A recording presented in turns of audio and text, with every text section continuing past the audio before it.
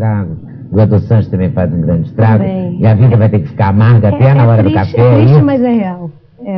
É isso. Já é amarga na violência, já é amarga na recuperação. Na verdade, tudo com alguma moderação a gente consegue inserir, tanto um pouco de açúcar ou um pouco de adoçante, vai depender muito do tipo que a gente escolher. Qual é a verdade disso, hein, Patrícia? Porque, na verdade, assim, quando o aspartame surgiu, ele derrubou o ciclamato. Lembra dessa história? Da sacarina, Sim. Que dava câncer. Depois se descobriu que a pesquisa usou quantidades astronômicas, foi uma pesquisa de má fé, e, né, que queria colocar no mercado o aspartame, aí queimou o outro e tal. Lembra disso, dessa quando discussão? Quando está entrando algum adoçante novo no mercado, eles tentam mostrar que um outro adoçante já usado pela população é que confere risco. A grande verdade é que muito pouco se sabe ainda. Tem muita coisa ainda em estudo, é difícil desenvolver estudos em humanos para identificar as reais causas. As causas elas podem aparecer depois de 10 anos ou 20 anos de consumo. Então, imagina, você vai esperar uma pessoa consumir 20 anos para depois você poder dizer que aquilo causou uma determinada doença. Então, eu acho que a grande questão relacionada ao uso de adoçante hoje é muita moderação e, quando possível, não consumir. Porque a gente não sabe exatamente com que tipo de molécula a gente está lidando. A gente está lidando com molécula sintética, na maioria das vezes, né? E em relação ao aspartame, a maioria.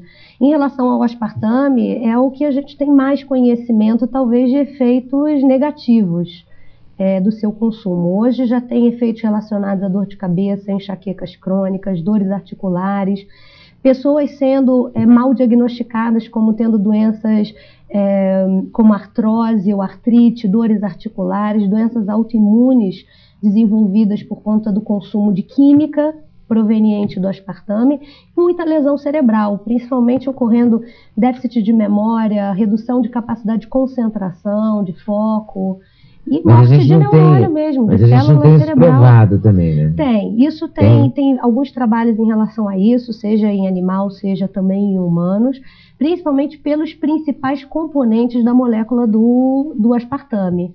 Né? Então, ele tem 2 aminoácidos, principalmente, né? O ácido aspartico, a fenilalanina e o metanol. Então, essas 3 substâncias, cada uma tem um papel na gênese de algum desses tipos de complicação. Então, quando a gente vê elas em separado, a gente entende por que o aspartame está deixando tanta gente doente. Os refrigerantes diet, sem falar as marcas, assim, claro. Pulando total essa parte, todos eles têm esse fenil, não sei o quê? Não, porque muitos... Porque tem um que tem no rótulo. Sim, tudo que tem no rótulo contém fenilalanina é porque são a base de aspartame. Eles até podem ter aspartame e ciclamato sacarina, que é a maioria da combinação que está presente nesses refrigerantes. Mas é um coquetel assim de química, né? Então não faz bem de qualquer forma. E o cérebro da gente, ele é muito permeável, ele deixa essas substâncias entrarem e isso codifica a forma com que as nossas células do cérebro se comunicam umas com as outras.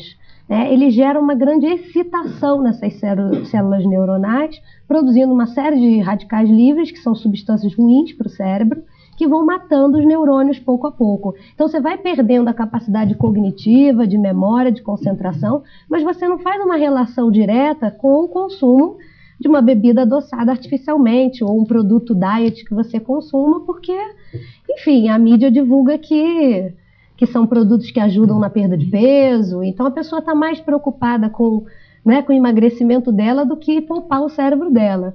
E principalmente isso é ainda mais grave se a gente pensar em crianças ou em mulheres que estão grávidas, porque a captação de aspartame ou de outras toxinas pelo cérebro de uma criança em desenvolvimento chega a ser 5 vezes maior. E é justamente quando ela está desenvolvendo o cérebro dela, é o primeiro início do desenvolvimento cerebral. Então isso pode levar a alguma complicação, sim. Eu queria te perguntar, Patrícia, assim, se o problema da fenilalanina independe da doença fenilpirúvica, do cretinismo, do antigo cretinismo fenilpirúvico ou não? Na verdade, assim, é muito contraindicada a fenilalanina para quem tem fenilcetonúria, uma doença do metabolismo. A pessoa já nasce com esse distúrbio e ela não consegue processar, exatamente. Mas a gente gente não está falando da fenilalanina ser ruim só para as pessoas que têm fenilcetonúria. O excesso de fenilalanina obtido a partir do consumo do aspartame, 50% dele é composto de fenilalanina, é que ele, na química cerebral, ele diminui a produção de serotonina, que é um neurotransmissor totalmente relacionado para você não ter queixas de humor, alterações comportamentais, você não ter depressão, você ter um sono que te traga qualidade de sono, reparação das suas células e tudo.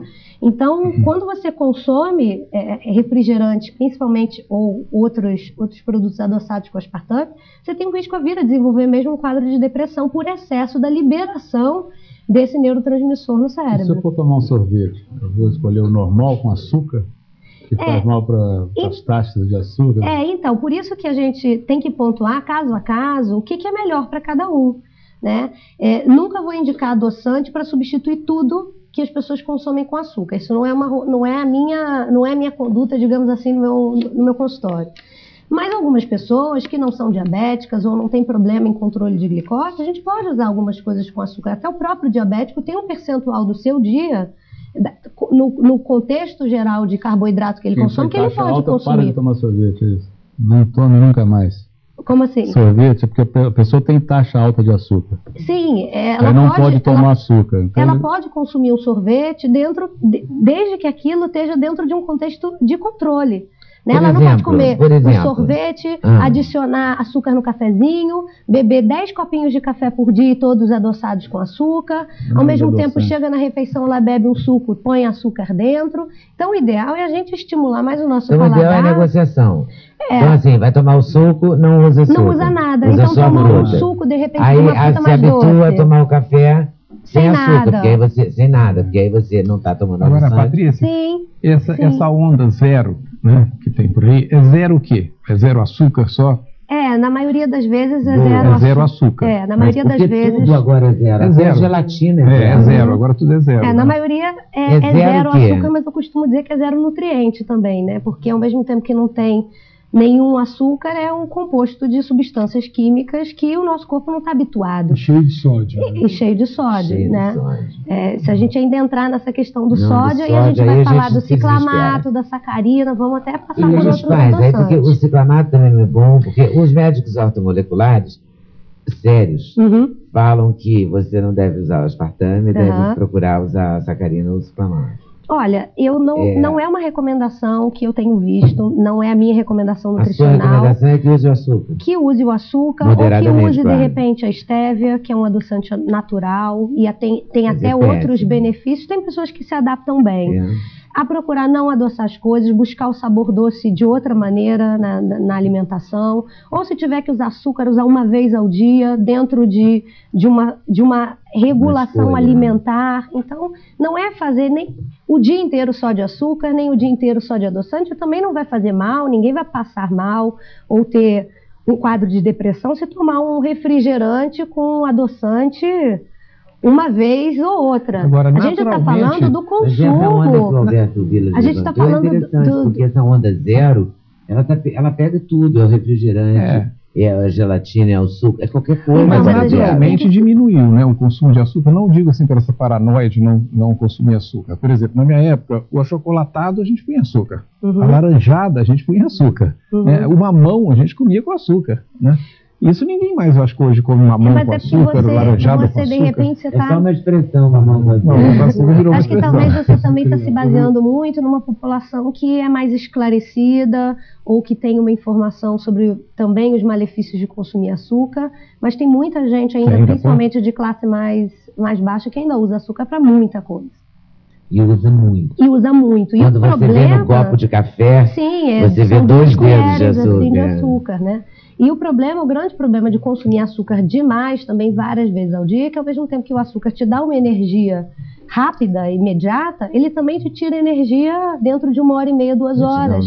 Então ele dá aquela sensação de hipoglicemia, que as pessoas não entendem muito bem o que é, mas chegam no consultório falando, nossa, depois que eu almoço, eu sinto que eu fico com sono, eu sinto que meu rendimento no trabalho cai, eu não tenho concentração, a minha disposição física fica pior, e às vezes eu preciso de um cafezinho para dar uma levantada. Eu falo, e esse cafezinho é com o quê? Com açúcar?